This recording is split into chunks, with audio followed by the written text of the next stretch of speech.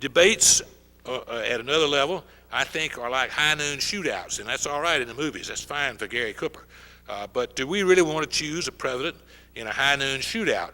For example, Gerald Ford made a mistake in this on the issue of Poland in 1976, and it cost him very dearly. 4 years later, Ronald Reagan turned to Jimmy Carter and said very solemnly, "There you go again." Now that's a profound statement, but it very nearly elected him president. It was a major factor in his election. So I don't think presidential elections ought to turn on issues of that kind. They ought not turn on trivia.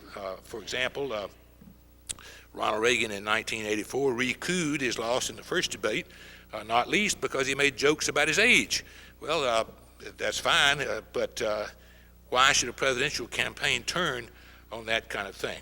The advancing use of television in so many ways, as I've discussed here, may result in a series of one-term presidencies. There's an old word that I don't hear very much anymore, but I think it matters. Is overexposure. We see too much of presidents today. We see presidents in all circumstances. We see George Bush throwing up on that dining table in China. If you're old enough as I am, you'll remember we saw Jimmy Carter almost fainting at a road race in Maryland. And we see too much of presidents today. We see them in all circumstances. I would predict that in most communities in this country, except the very largest cities, in most communities of this country, we see more of the president day in and day out than we see of the mayor.